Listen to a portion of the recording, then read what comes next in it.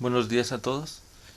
Hoy será la clase número 2 de Biología de primer grado del curso remedial, presentada por el profesor Julio César Tapia Salguero de la Escuela Francisco J. Mújica de Tuxpan, Michoacán. El tema que vamos a ver el día de hoy se llama diferenciación entre organismos vivos y no vivos. Este tema está relacionado con la tarea que les había dejado del día de ayer. Bueno, dice, ¿qué son los seres vivos? Un ser vivo es un organismo complejo que realiza una serie de actividades, como puede ser nacer, crecer, alimentarse, reproducirse, se relacionan entre sí y finalmente mueren. Aquí les puse dos ejemplos, dos imágenes de un ciclo de vida. Uno es del ser humano y el otro es de una ave, de una gallina. Si podemos ver, los ciclos de vida tienen las mismas fases: el crecer, el desarrollarse, el reproducirse y el nacer. La diferencia entre estas dos es el tiempo que dura cada fase o el ciclo en total, al igual que en muchas especies diferentes. Hay ciclos de vida muy cortos, como pueden ser los de la mosca de la fruta, que dura unas pocas semanas, y ciclos de vida muy largos, como pueden ser la de las tortugas marinas o el del tiburón de Groenlandia, que es un tiburón que vive, mucho tiempo. Entonces su ciclo de vida, cada etapa dura mucho tiempo. Pero ¿cómo se puede identificar a un ser vivo? ¿Cómo sabemos que un ser está vivo? Pues como todo ser vivo tiene células y estas están vivas. Realizan tres funciones vitales: la de la nutrición, la relación entre el medio y la reproducción.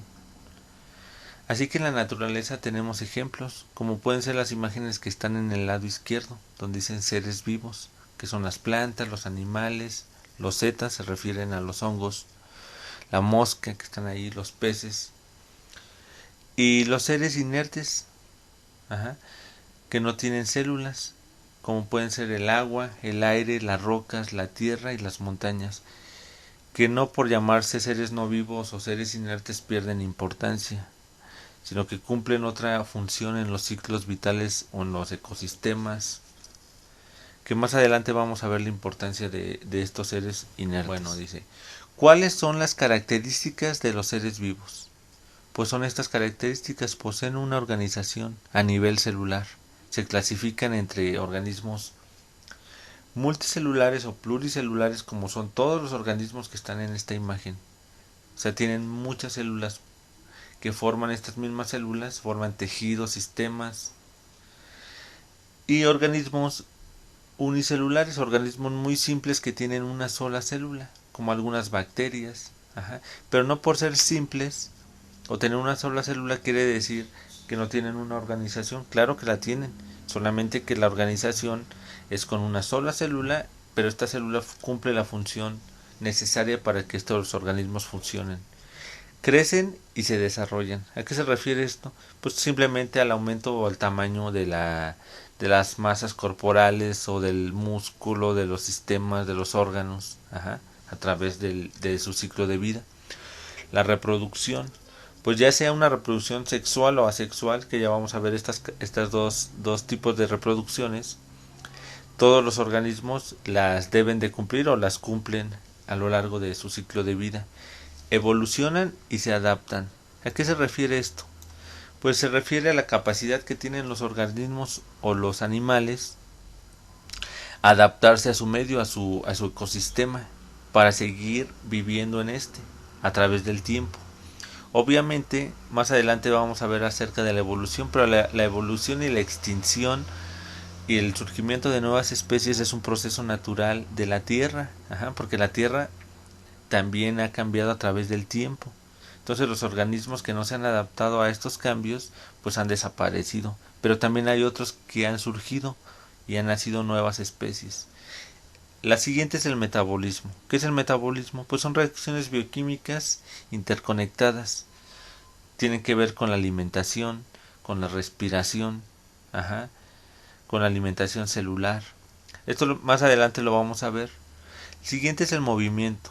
El movimiento es la capacidad de desplazarse de los organismos. Ajá.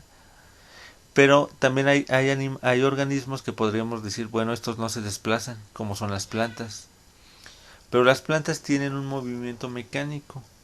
el cual depende de muchos otros factores o otros organismos, como pueden ser sus polinizadores. Polinizador principal de las plantas pues son las abejas, ¿no? Y estas abejas probablemente llevan el polen a otras plantas que están en otro lugar. Entonces esta es la forma en que se desplazan las plantas. Los bosques lo hacen también con sus polinizadores, con animales que comen sus frutas, y las semillas las dispersan en otros lugares donde tal vez no había estos árboles, y los bosques parecen como si caminaran. Eso es a lo que se refiere el movimiento mecánico. Dicen, lo siguiente dice, ¿qué tienen en común todos los seres vivos? ¿Qué tenemos en común todos los seres vivos? Pues tenemos en común la composición química. Todos estamos compuestos de las mismas cosas. Como cuáles son estas cosas, pues como las proteínas, los carbohidratos, los lípidos, el agua, los ácidos nucleicos, entre otros. Todos están formados por células. Entonces eso es otra característica en común. Todos tenemos células. Todos los organismos que vivimos en la Tierra tenemos células. Tengamos millones o miles o solo uno, pero todos tenemos células. Todos realizan las mismas funciones vitales. Ajá. ¿Cuáles son estas funciones vitales? Pues la nutrición, la relación con el medio y la reproducción. Estas son las funciones vitales. La nutrición, pues el nutrirnos, el alimentarnos, es algo fundamental para que nuestro organismo funcione adecuadamente. Pero la nutrición también puede tener otro rol, otra función. Por ejemplo, son esta mantis religiosa que está aquí alimentándose de otro organismo, otro insecto. ¿Cuál es la función de esto? O lo que quiero decir es que los depredadores en los ecosistemas tienen una función que es el control de las poblaciones. Si los depredadores no existieran, las poblaciones de insectos o de animales o de otros animales que no son depredadores tendrían una sobrepoblación, y esto afectaría a los ecosistemas. Imagínense en África que no hubiesen leones, ni guepardos, ni leopardos, los felinos, los principales depredadores africanos. ¿Qué pasaría con estos ñus, estas gacelas, estos impalas?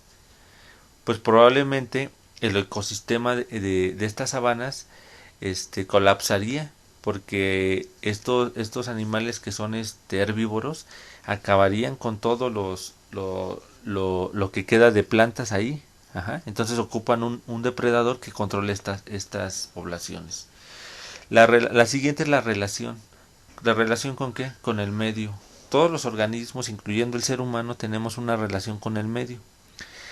Tenemos un lugar y un espacio en los ecosistemas, ya sea primordial o no tan primordial. Hay organismos que probablemente, si no estuviesen vivos o afectáramos su permanencia, afectarían el ecosistema totalmente. Por ejemplo, como en el mencionado caso anterior, que es la abeja. La abeja es uno de los animales más prioritarios, incluso lo ponen como el principal animal prioritario en el mundo, porque realiza un porcentaje altísimo de la polinización. Entonces, si no estuviese él, el ser humano no sería capaz de polinizar la cantidad y la variación de plantas que la abeja puede polinizar. Ajá. Entonces colapsaría incluso nosotros como especie humana. Por otro lado, la última función vital sería la reproducción. Ajá. El motivo fundamental de muchas especies, incluida el hombre, para la vida, ¿no? ¿Cuál es la función principal de la reproducción? Pues perpetuar la especie. Ajá. La especie en general, de cualquier organismo. Pasar sus genes sus genes de una generación a otra. Ajá. Y así hacerla que la especie pueda estar el mayor tiempo posible en la Tierra. Esa es a lo que se refiere a la reproducción. Los seres vivos se clasifican en tres criterios. ¿Cuáles son estos criterios? El primero es el criterio celular. Como lo habían mencionado antes, se clasifica como seres pluricelulares a los seres que tienen muchas células o miles de células. Ahí estamos ubicados nosotros. Y los seres unicelulares, como las bacterias, o algunas bacterias que tienen una sola célula. El otro criterio sería el criterio morfológico o de morfología, que aquí lo expresamos como seres invertebrados o seres vertebrados. Seres invertebrados que no tienen esqueleto y seres vertebrados que pueden tener esqueleto de calcio o cartilaginoso como la mayoría de los peces. La otra clasificación sería la taxonómica, que se clasifica entre reinos, filo, clase, orden, familia, género y especie. Ajá. ¿Por qué esta clasificación? Pues es simplemente para tener un orden y poderlos clasificar y ordenar adecuadamente para su mayor o una facilidad para el estudio de las especies. Ajá. Esta clasificación la podemos ver, o se los pongo un ejemplo, por ejemplo, si ustedes estuvieran en una tiendita o en un supermercado cuando van. Para que ustedes hagan su super, todo en el supermercado está clasificado. Está clasificado así para que sea más fácil que ustedes sepan llegar a cada producto. Al igual con las especies pasa lo mismo. Se clasifican así para que su estudio, en este caso, sea más ordenado y sea más fácil el poderlo realizar. Los seres inertes pueden clasificarse en dos grandes grupos. Ajá, los que no tienen vida. El primero serían los seres inertes naturales, que son todos aquellos formados por la naturaleza. Es el caso de las rocas, el agua, el aire, la luz. Y los seres inertes artificiales, los que cuales tienen como característica que el hombre los fabricó. Ajá. Entre los elementos bióticos naturales más importantes está el agua, la luz, el aire, los minerales, entre otros. Entonces la función que tienen estos seres inertes es que, por ejemplo, el agua cumple en un ciclo, el ciclo hidrológico, que es fundamental para la vida en la Tierra, ¿no? No por nada es el planeta azul, por la cantidad de agua que tiene, que está formada la Tierra o la superficie de la Tierra. Nosotros mismos como seres humanos tenemos una gran cantidad de agua en nuestro cuerpo. La mayoría de lo que forma nuestro cuerpo es agua. Y así entre muchas especies de animales y plantas en el mundo. Entonces tienen una gran importancia en los ciclos y en el cobijo de los ecosistemas. Bueno, esto es importante que lo tomemos en cuenta, porque en base a esto que les acabo de explicar, vean la tarea que hicieron el día de ayer, y si hubo algún error con algo, pues lo podemos corregir, y el día que yo vaya por esas evidencias, pues ya me lo dan bien hecha su tarea. Bueno, esta última diapositiva la voy a no va ya con el tema, va con algo respecto a lo que les mandé el día de hoy a los grupos, las reglas del grupo de WhatsApp. La primera regla que les puse es prohibido compartir memes, stickers, cadenas, etcétera, que esté ajeno a la clase de biología. El horario de preguntas o dudas respecto a las tareas de clase será de 12 a 4 pm. La duración es de 4 horas. Durante el resto del día se silenciarán las notificaciones, como vieron que se bloqueó el grupo. Ajá, para que no sea un bombardeo ahí de mensajes. Se subirá el video los días que tenemos clases, de lunes, miércoles y viernes. Trataré que sea a las 10 de la mañana, solamente que he tenido algunos problemas con las plataformas para poderlo subir.